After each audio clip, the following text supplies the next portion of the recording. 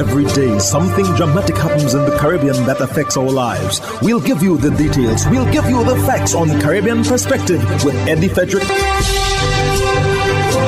Here's Eddie Frederick. So glad you can join us.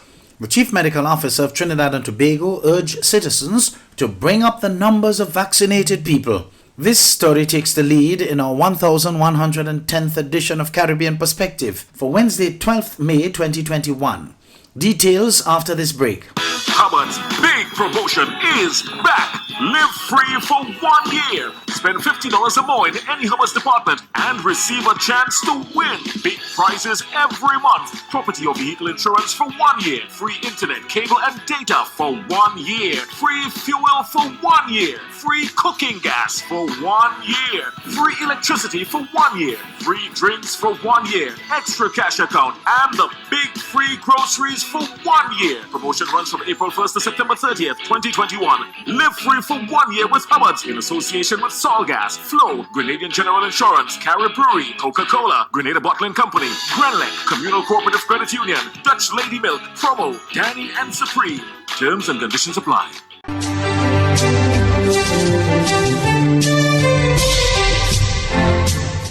Welcome back. Trinidad and Tobago's CMO urges citizens to get vaccinated to protect the vulnerable through herd immunity. This call comes as the country received another shipment of vaccines from the COVAX facility. Approximately 70% of the population can get vaccinated against the COVID-19 virus. Chief Medical Officer of Health, Dr. Roshan Parasram, said the more people are vaccinated, the better the chances of protecting persons through herd immunity. Some people who may not be able to take the vaccine include pregnant women, those under 18 years old, and those who have severe allergic reactions to one of the components in the vaccine. All the rest of us, which are in blue, need to come forward and have the vaccine to protect those in orange. So that is what we do for herd immunity. When we do our calculations, again, we have approximately 1 million people who can take the vaccine, and we are asking everyone to come forward and have your COVID vaccine when it is available to you. Last week, Minister of Health Terence Dial Singh confirmed the ministry is working with the Chinese embassy to operationalize the delivery of the Sinopharm vaccine to the country. Dr. Parasram also confirmed that the vaccine has an efficacy rate of 78%. At Monday's press conference, Dr. Parasram said the Sinopharm vaccine is safe to use on persons over 18 years old. So the WHO has approved the manufacturing out of the Beijing plant, and they have approved, in terms of conditions of use, persons over 18, there's no upper limit, and I just stress there's no upper limit of use. So meaning 18 and above, just like AstraZeneca, Pfizer, and the other vaccines. However, he revealed that the Sinopharm vaccines were tested in fewer patients in the 60 and above age group during Phase 3 of the trials in the United Arab Emirates.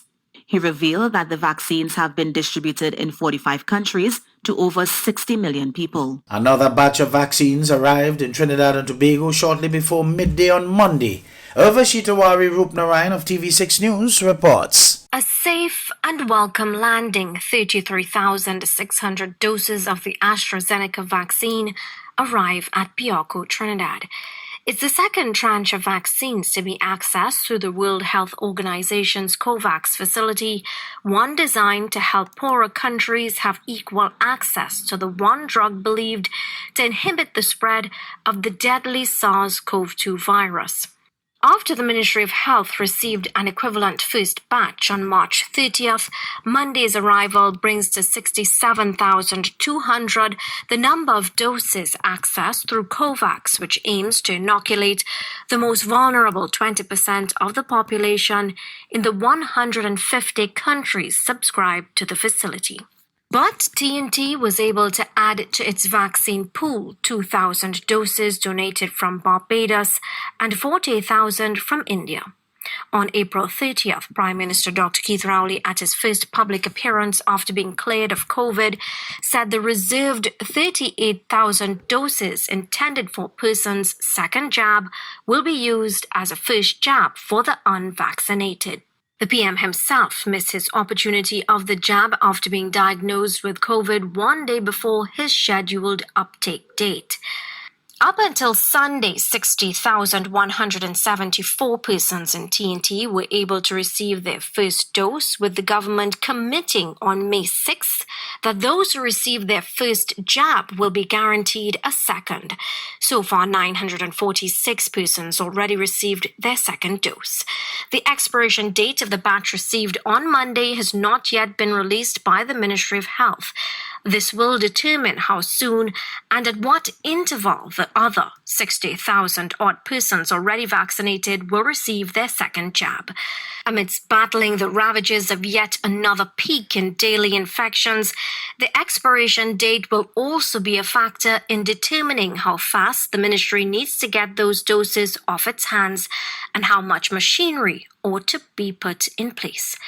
Urvashi Tawari Rupnarayan, TV6 News. In the meantime, Trinidad's Minister of Health, Terence Dialsing, is calling on the opposition UNC to stop playing politics in the vaccination process in the country. More from this TV6 Elizabeth Williams report. Minister Dialsing's comments comes following what he called the opposition sharing of erroneous, partial and manipulated information about the Siphon COVID vaccine that will be arriving soon in Trinidad and Tobago.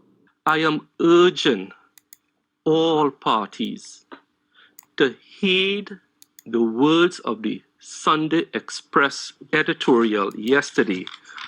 Close ranks now. Now is not the time for reckless opposition politics. Because in my view, they do not want the vaccination program to succeed because they have a political agenda. Minister Dialsing further called on the opposition to stop dividing the vaccination process along racial lines. And her chief vaccine spokesman, Rudy Mulal, when he talks about Chinese vaccines and Indian vaccines. I have said before, there is no such thing as a Chinese vaccine or an Indian vaccine. But to put a racial connotation to vaccines and blow that silent dog whistle will do us no good. He urged the opposition to stop the petty politics and look towards the preservation of the lives of citizens. The vaccine that we are bringing in is a WHO-approved emergency use authorization vaccine, Sinopharm Beijing. It is not Sinopharm Wuhan. It is not Sinovac. People are conflating the data sheets from all three and exercising by jumping to conclusions. Elizabeth Williams, TV6 News.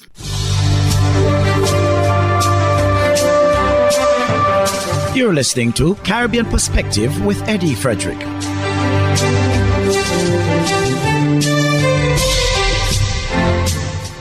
Rural parishes in Barbados are in line to benefit from more government services. Details in this Barbados Today online news item. She gave the assurance while speaking at the official reopening of the St. Joseph Outpatient Clinic in Horse Hill. She said this would include housing opportunities, adequate garbage disposal, transportation, and accessibility to medical services. This government made it clear that what matters to us is the delivery of effective and efficient services to our people. But regrettably, it's not only as simple as building a building or refurbishing a building. It also requires a mindset that allows us to understand that the people who have to deliver the services must be given the requisite training, must have the appropriate knowledge, but must equally have the appropriate attitude.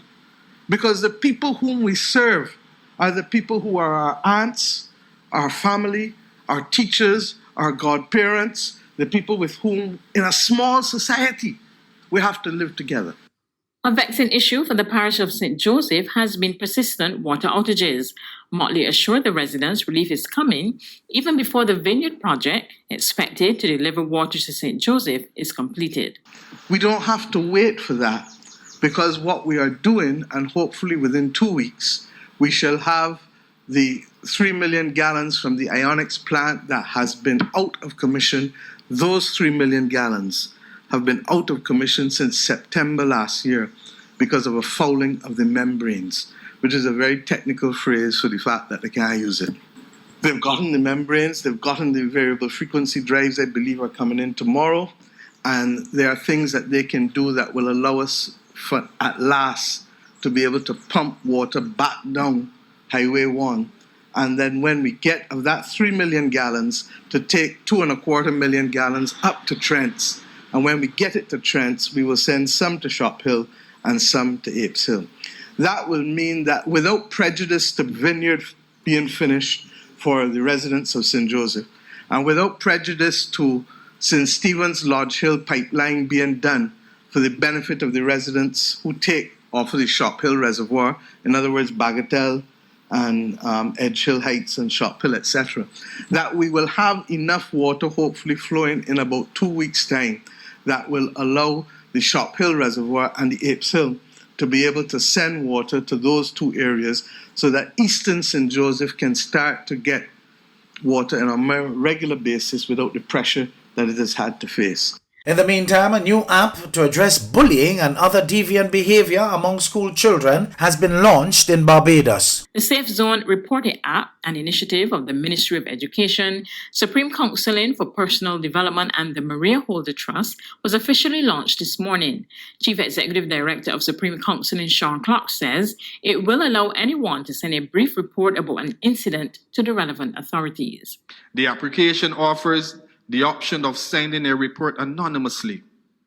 This is one of the app's most compelling features.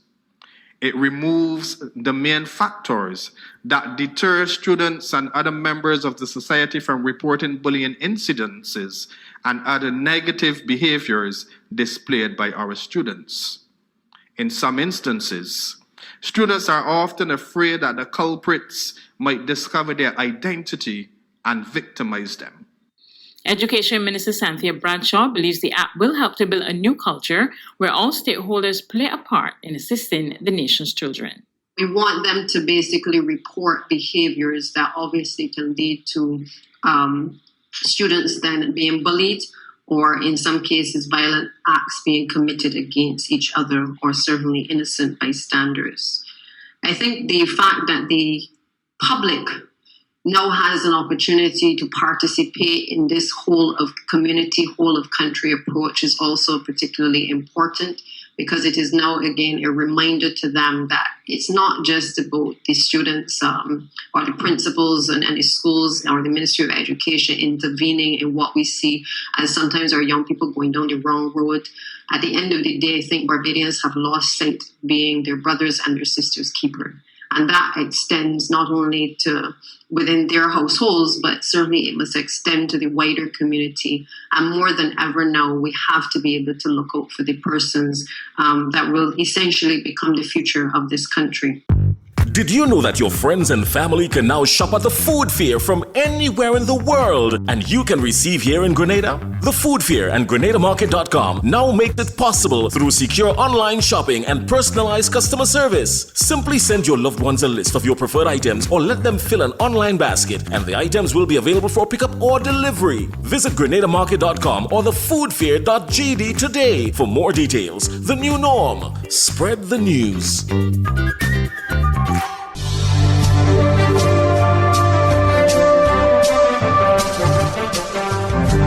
I am Eddie Frederick. This has been Caribbean Perspective, a whole new approach to highlighting developments in the Caribbean. In the meantime, please continue to log on to CaribbeanPerspective.com for more daily news and more.